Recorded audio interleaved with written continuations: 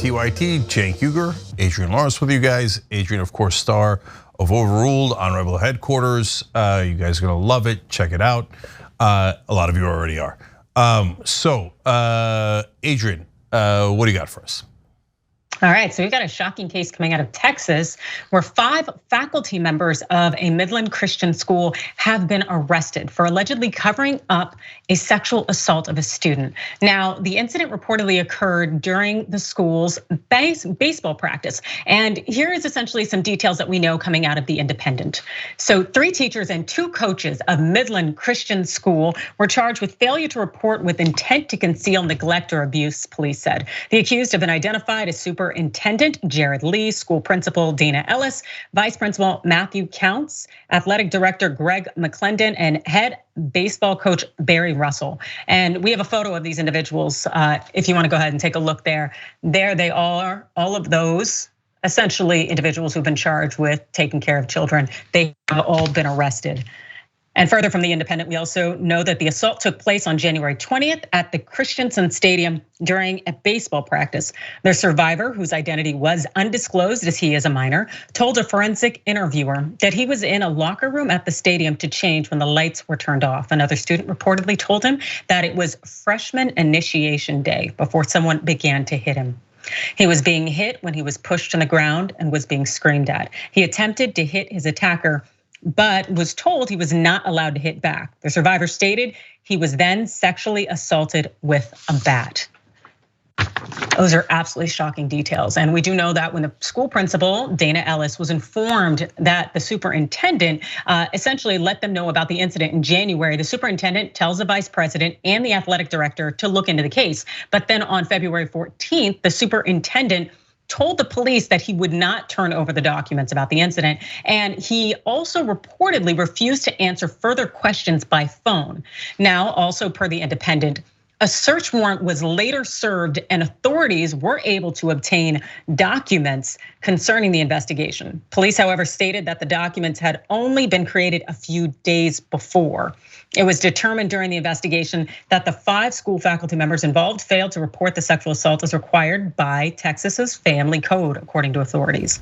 And the emails also obtained by Midland PD, well, they really demonstrate that the school administrators refused to report the abuse to the authorities, which they were required to do so under statute.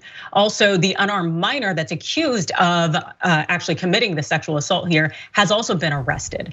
As to the administrators themselves, well, jail records indicate that all of the faculty members left the Midland County Jail Wednesday on personal recognizance bonds, meaning all they had to do was essentially give their words that they're gonna come back, show up for future court dates. Cenk, how does it sit with you?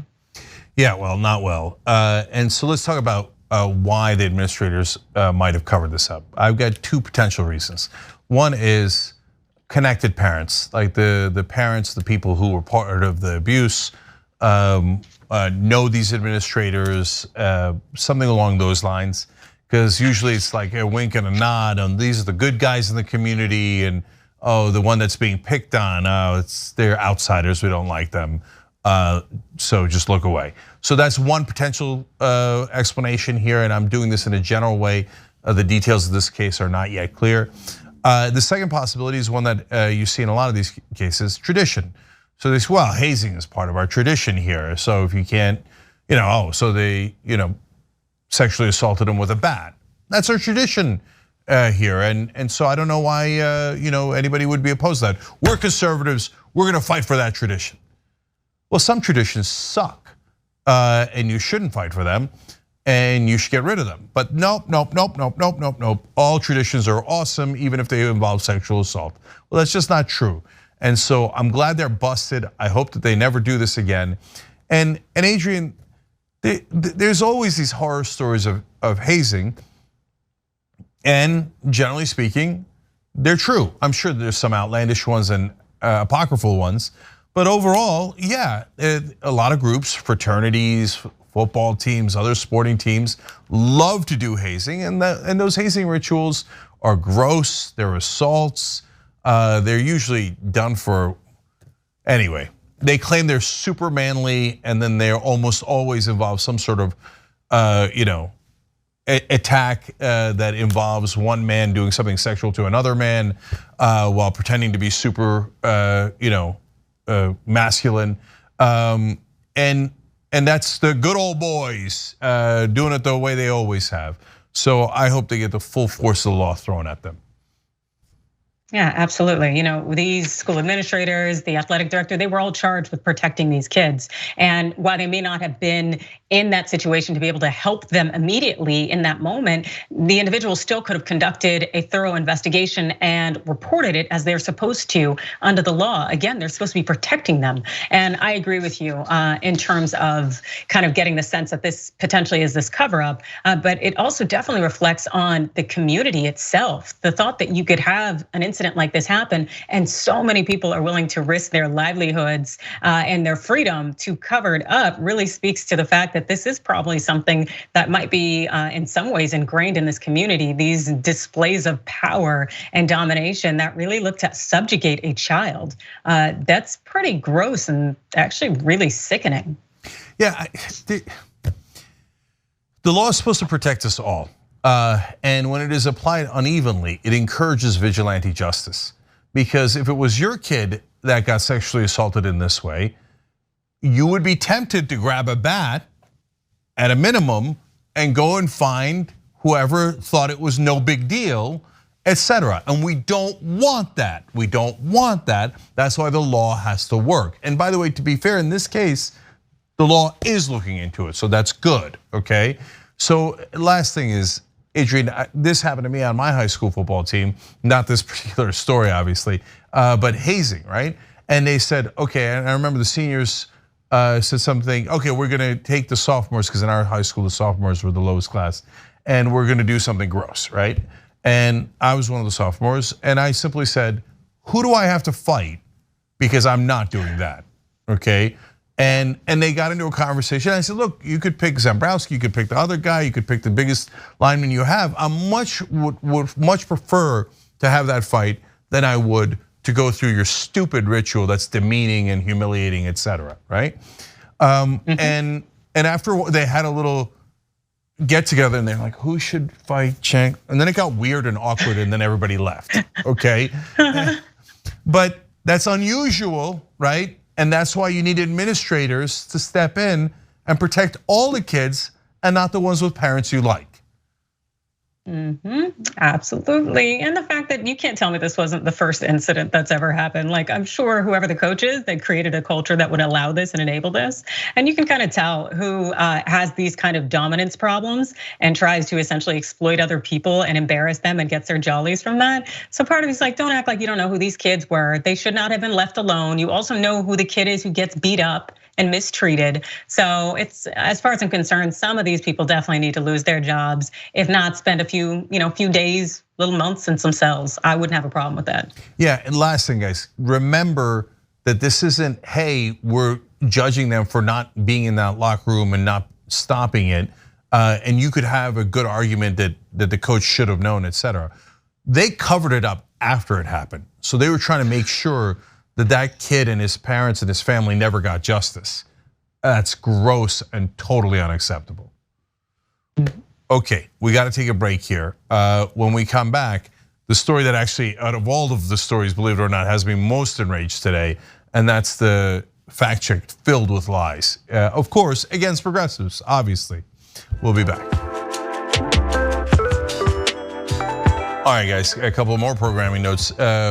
Earlier in the week, we launched a petition to make sure that the evidence gathered from rape victims and sexual assault victims are not used against those victims.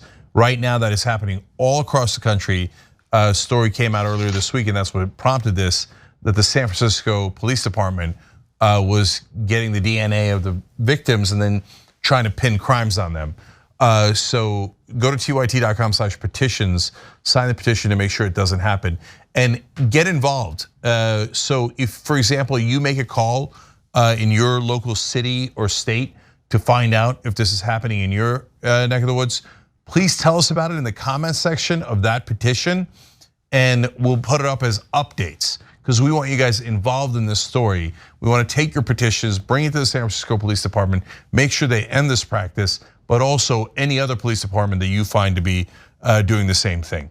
All right, another programming note is the watch list. So that's JR's new show, 9 a.m. Pacific, noon Eastern. Please check it out, youtube.com/watchlistTYT. Make sure you subscribe, support JR if you can, and it's a great show. So you're gonna love it, check it out. And last thing here for now is, sometimes we talk about the impact that we've had and you guys have had in different stories and different movements in the country. You could find out what we're talking about if you go to tyt.com/impacts. Where we have some of the stories where we've had a national impact, and every one of those we couldn't do without you. All right, so now let me go to some of the comments here. Let's go to YouTube Super Chat. Neurokinetic writes in, breaking news, they've started making arrests in Ottawa. Good to note, interesting to note. R. Stone says, I can relate with Representative Jeffries. I 100% support having 2% body fat. Those damn cookies and sleeping keeps getting in my way. So that is Hakeem Jeffries' type of logic. James Bishop says, finally get to see the live show. Keep up the good fight. Happy anniversary. Sorry for being late. James, you don't have to be sorry for anything. And thank you for the $20 as summer giving for our 20th anniversary. We appreciate it. Jeremy Justice wrote in, as a Frantifa super soldier, I don't encourage violence, but after watching that Proud Boys video, all I can think is, I wish a Karen would. There's a lot of TYT references in there, but that's the first time I've seen Francesca supporters being referred to as Frantifa super soldiers. I like it. We'll be back.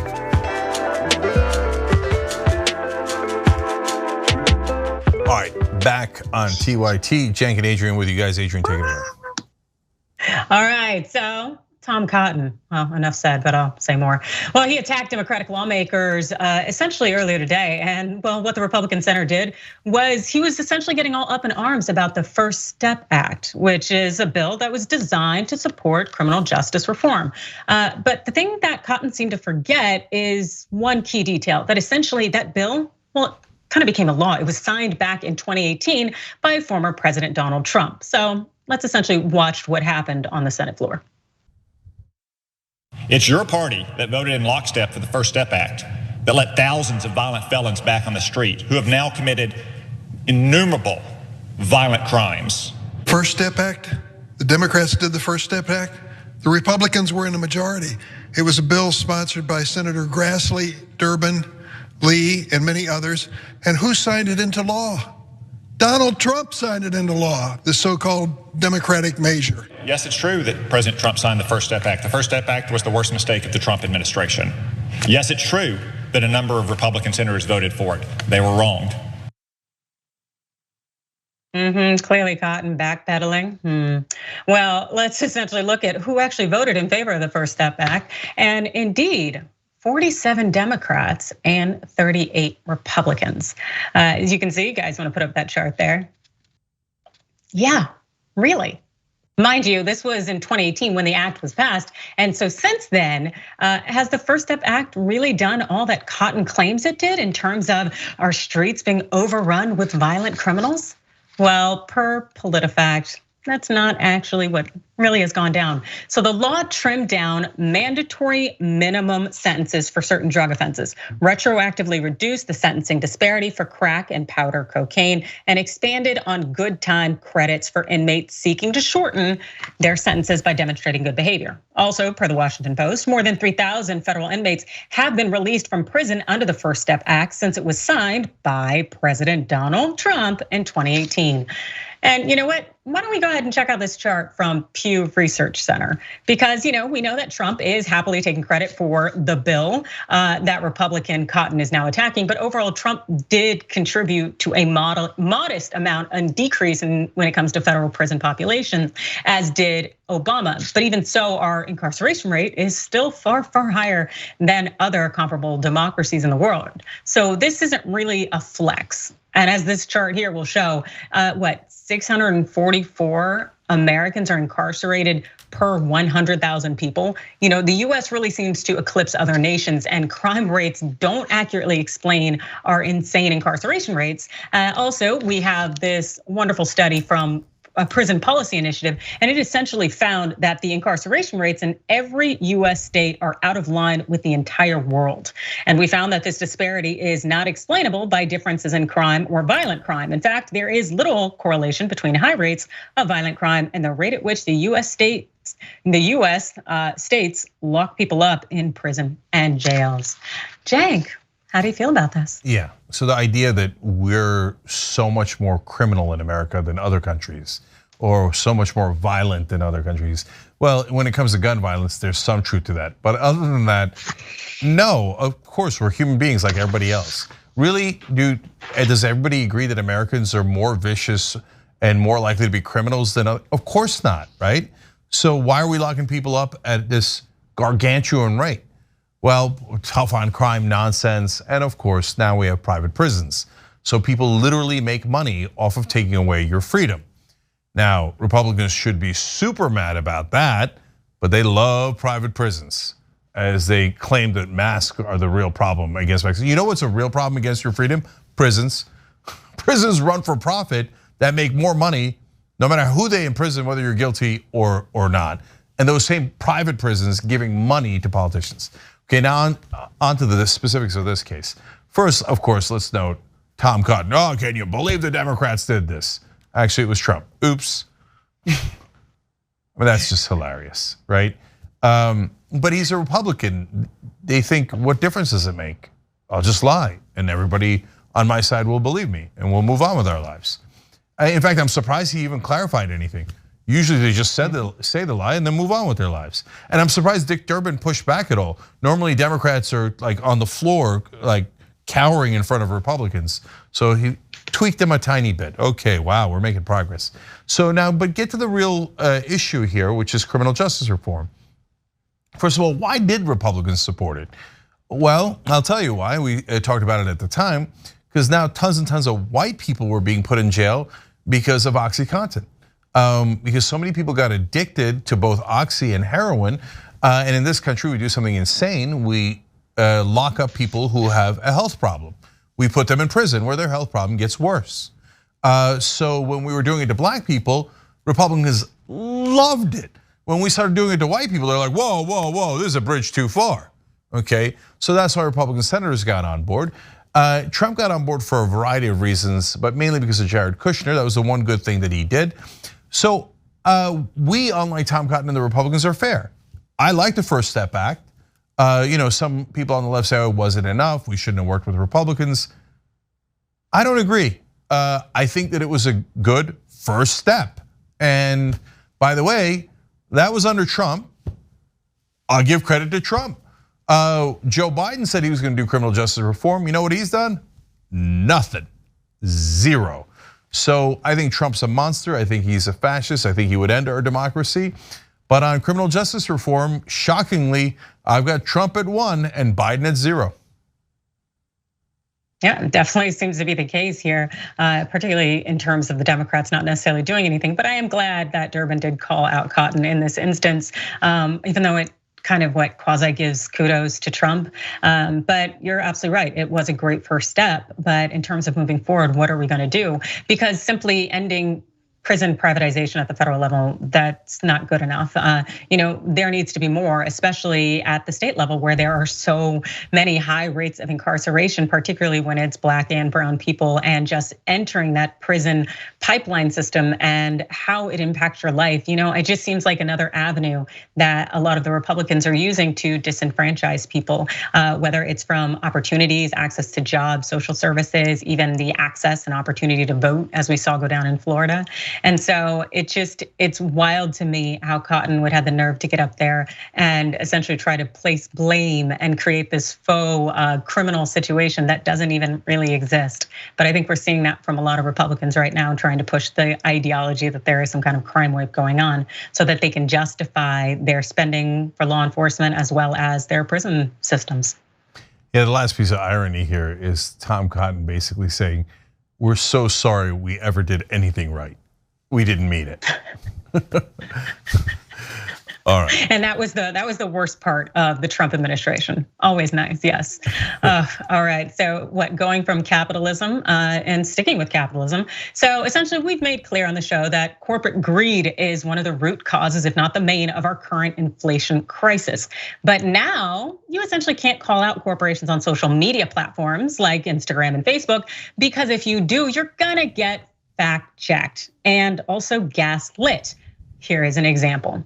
So this post is by Dan Price, and it says ExxonMobil, highest profit in 7 years. Chevron, highest profit in 7 years. Shell, same thing. BP, highest profit in 8 years. Gas prices, highest in 7 years. Guess it's just that inflation. Well, when you click on the fact check flag, well, this is what comes up. Missing context. Independent fact checkers say information in this post is missing context and could mislead people.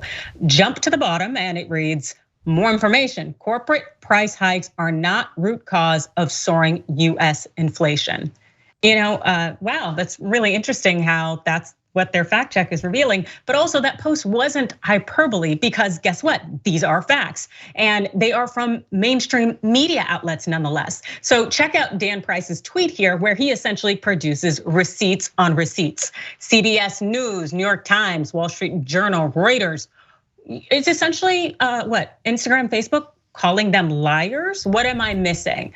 But also the thing is, I'm not missing having this kind of experience on Facebook, because they're also doing this kind of censoring. So this is an example from Occupy Democrats.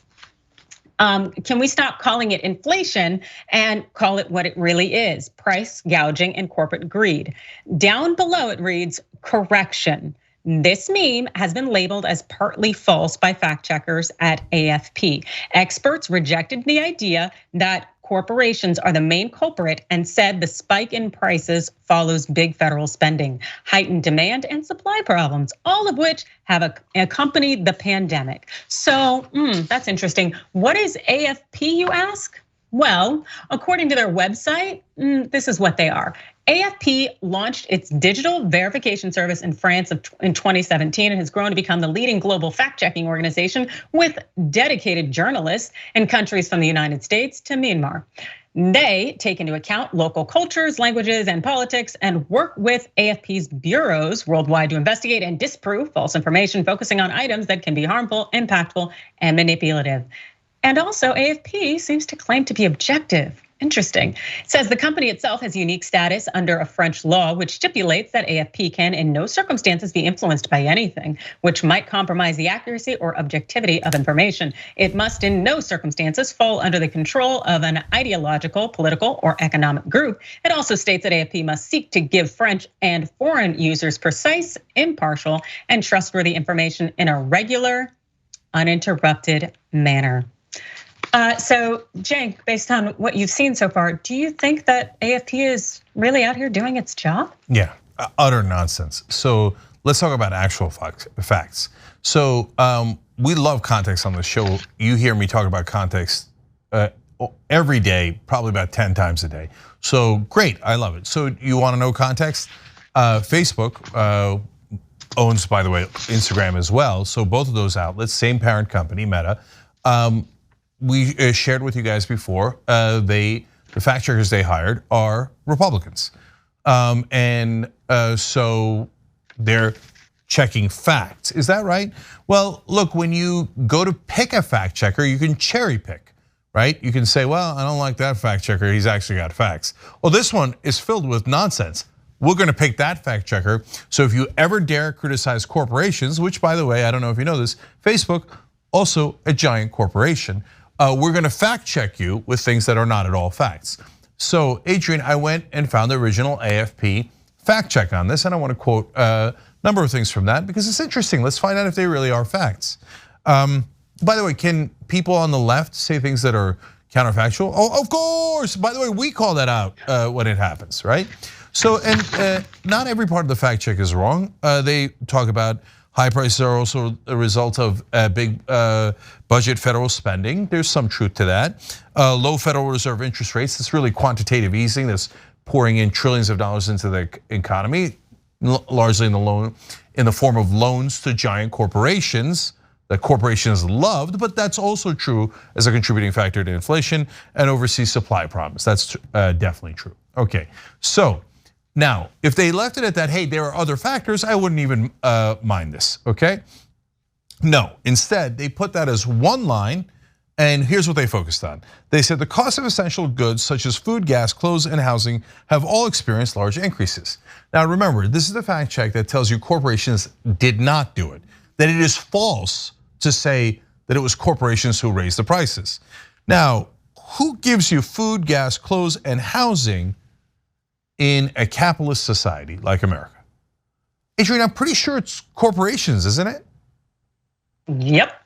I mean, it's not like government that gives you food, gas, and clothes, right? I mean, we don't live in a communist, let alone, we're not socialist, let alone communist, let alone Marxist.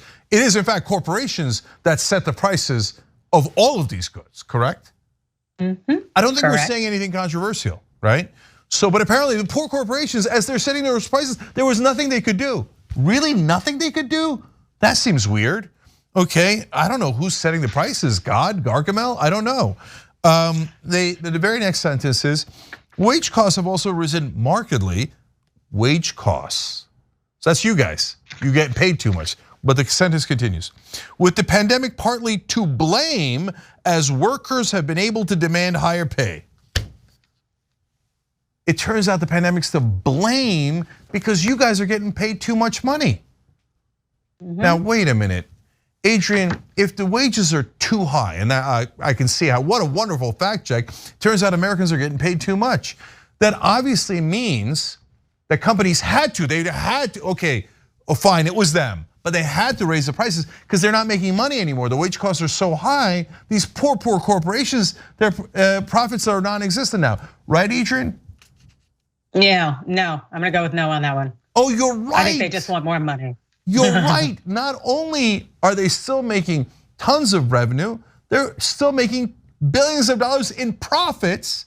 And not only are they making billions of profits, their profits have increased substantially.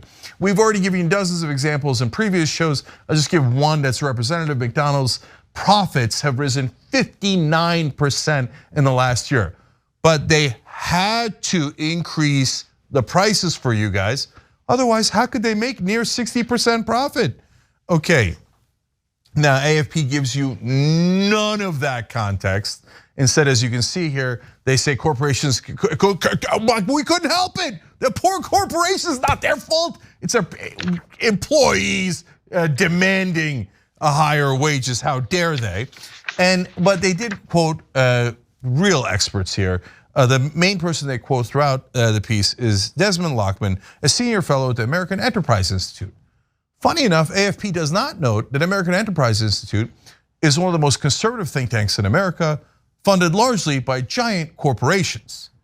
You would think that in a fact check, that might be a relevant fact. So what did Lockman say? He said that blaming current price increases solely on corporations is, quote, very far-fetched. I mean, the idea that corporations set their own prices is very far-fetched. It's obviously, Poseidon and Thor and whoever else is setting those prices, because it can't be the poor corporations. And finally, I love this quote. They found another expert from another think tank, and this person, Page, says, the theory that firms suddenly became more greedy, quote, doesn't pass the smell test. Corporations being greedy and caring about profits, that doesn't pass the smell test. Obviously, that can't be a fact. Adrian, now that we've shown the real facts, look, I talk about this all the time, but the fact that our media is owned by giant corporations seems to make a slight difference here, and that is not in any fact check. And Facebook and Instagram never give you a warning about that, do they? Nope, not at all. I should really love to kind of just maybe change the narrative to suit their own desires, interests, and needs. And that's definitely what we're seeing here. And this thought that, corporations couldn't just want more money is not passing the smell test, it's like, yeah, right. Have you met a corporation or a CEO? Because also the thing is, the CEOs aren't out here necessarily hiding the ball. A lot of them have gone on the record making clear that essentially they are not rising prices because of inflation. That essentially it is because they want more. Dr. Lindsay Owens, she tweeted this. She said, "I have steam coming out of my ears over this one. Constellations, which seems to be the corporation that owns like Modelo, Corona, and other brands. Well, their fourth quarter earnings call, the CFO said, we want to make sure that we're not leaving any pricing on the table. We want to take as much as we can. We'll take as much pricing as we think the consumer can absorb." And per the New York Post, well, Coach essentially, for Coach, the rise in prices isn't really about inflation. It's about reducing discounting. In the third quarter, our pricing increases continued to more than offset inflation. Yeah, that's essentially an eye roll over here, because other corporations are really smarter and they're using other excuses for why their prices are rising. Like Starbucks CEO, who had a 39% jump, which is 20.4 million in 2021. Well, they essentially are claiming, again, supply chain disruptions, rising labor costs are to blame for the price increases. But we all know that's not true, as we've seen even Amazon's numbers, and yet they're increasing the price of Prime. It all seems to be very much a joke. Yeah, so last couple of things here. So is there real supply chain issues? There are. Does that affect supply and demand? It does. Does supply and demand affect price? It does. But that's not the reason that corporations have to raise their prices. They're incredibly profitable. They don't have to raise their prices at all. That's the excuse that allows them to raise prices and get away with it. And their own chief financial officers admit that. They say this is an opportunity for us to raise prices and raise profits. So when they do a fact check pretending like poor little corporations had nothing to do with it and there was nothing they could do, when in reality, corporations took it as a wonderful opportunity to price gouge, and their own executives admit it, shows you that the original posts were exactly right. And I'll give you more examples. McDonald's made $7.5 billion in profits last year. ExxonMobil made $8.9 billion in profits in just the last quarter of the last year. And those are food and gas, the ones that AFP, Facebook, and Instagram are claiming had nothing to do with corporations at all, poor corporations. And finally, guys, this is why the right-wing lies are extra dangerous and harmful. Because when the right wing says outrageous lies about the election or coronavirus or vaccines, it gives an opportunity for these platforms to start labeling things. Say, hey, that's not true. And it almost forces them to do it. And once they start doing that, they're gonna be like, well, those are actually facts, but they're inconvenient facts. We don't like them, right? We'll call them false too. And hey, we have balance now. We said some things the right wing said isn't true, and some things the left wing said against us aren't true. And so that's what's now started. So now, not only do you have to be concerned about seeing fake facts on Facebook, you have to be concerned about seeing fake fact checks on Facebook. Yeah, they definitely are controlling what we see and think. Unfortunately. All right, we got to take a quick break. We'll be right back. All right, back during the social break here. Let's go to Super Chat first. Warren McNeil says, it drives me crazy how these cable news actors continue to push for more war. Reagan killed the fairness doctrine, which was the first gear in the corporate machine. We need to bring it back. I actually don't agree with bringing back the fairness doctrine. That's a long conversation. Anna and I had that conversation once. If you're a member, you can check it out, tyt.com/join to become a member.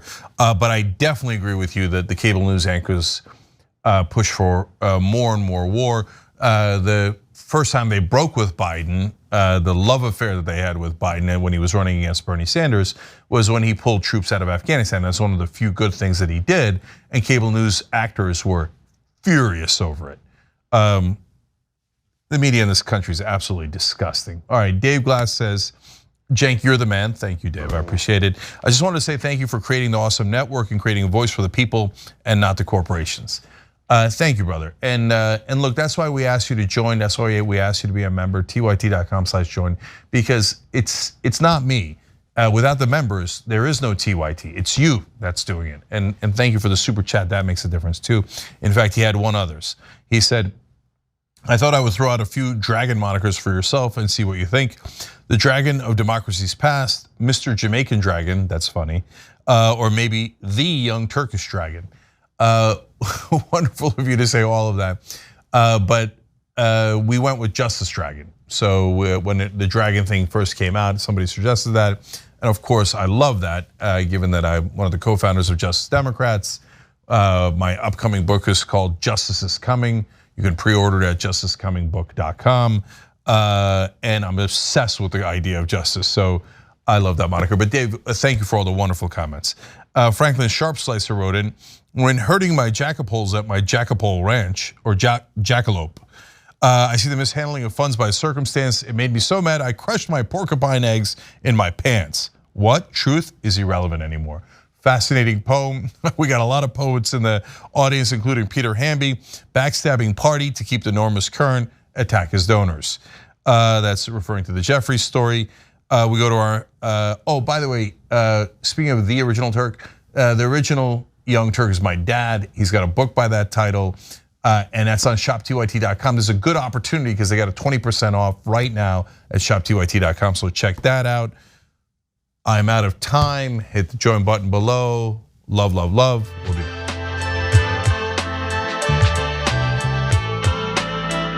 TYT, Cenk, Adrian, go. All right, so earlier this week, there was a right-wing rapper, Tyson James. He released a music video for his new song called Toxic. And as you can imagine, the music video was kind of aligned with the name of the song. And I know we've covered a lot of hateful conservative musicians on this show before, but this guy really takes the cake. Homophobic, transphobic, essentially a disgusting display, which would probably explain why Lauren Boebert likes it. We'll get into that a little more later. But as far as this individual, James, well, his discography, it includes songs like All Lives Matter, Let's Go Brandon, Armed and Dangerous, Rittenhouse, and Rittenhouse 2. Because apparently, one song about a murderous teen it's just never enough. Anyways, Toxic is from his latest album, Here to Stay, which dropped last week. And check this out, he's rapping in front of this background, which is just, it says it all. Also, he's writing abomination on pride flags. He's burning pride flags, a pride, and then because, why not? Also, like most conservative grifters, James acts like he is so incredibly persecuted for not being able to be a bigot, showing himself in chains here. Yeah, sure. So exactly where does Representative Lauren Boebert fit into all this? Well, last year, James was featured on a song called Let's Go Brandon by Bryson Gray. And apparently, Boebert was a huge fan of the song. The Colorado representative tweeted this. For your awareness, YouTube has banned the song Let's Go Brandon, but WAP is still available for your viewing and listening pleasure. Carry on. Another censorship fail from the left. YouTube bans Let's Go Brandon. Patriots rally and put the song on the top of the iTunes chart, even beating out Adele. Good work. She then tags the artist before exclaiming, I've got my copy. Now, as far as James's recent song being released, Boebert has yet to put out any kind of statement, but she did manage to tweet this today. She said, I identify as non-binary. Oh, isn't that cute? That's really cute. She's special. What do you think, Cenk? All right, so first of all, this is the party formerly pretending to be Party of Family Values. And they've got congressmen celebrating Let's Go Brandon, which of course is a euphemism for F Joe Biden. And every once in a while when a Democrat will say something about a Republican, it'll be the lightest little thing. You know how Democrats are. They're like, oh, I slightly disagree with Ted Cruz. They're like, oh, where has civility gone? She's celebrating a song that says F Joe Biden, okay? Let alone all the other songs. Rittenhouse, of course, was acquitted. But he did kill 2 people. And so this guy's like, oh, well, good. I'll celebrate the death of those 2 people by writing 2 different songs about how awesome it was that he killed 2 people at a left-wing protest. And United States Congress people don't find that problematic. For them, that's not the bug, that's the feature. So that's how much our politics have devolved. And then my favorite, Adrian, is when right-wingers pretend that they're okay with gay rights. No, I don't know why any gay Americans would be opposed to their agenda and opposed to the Republican Party. I mean, they happen to think that the choices they make and the people that they love and their entire lives are, quote, an abomination, and they attack them and they celebrate those attacks. But golly gee, I don't know what would make you think that the right wing is opposed to all Americans being equal. This individual, James, as well as Boebert, just trash on trash. I'm sure the man has no lyrical skills or ability, and the fact that he has to do all of this hate mongering in the backdrop tells you that he's trying to distract from the fact that he has no bars and the thought that he'd ever be behind bars. Like, get out of here! It's like you have no street cred, you have nothing to offer, and Boebert is just absolute nonsense. It's just, I'll pass. Yeah, I had the misfortune of watching the video because to get the context for this story. And the way that he portrays himself, it looks a ton like Al-Qaeda.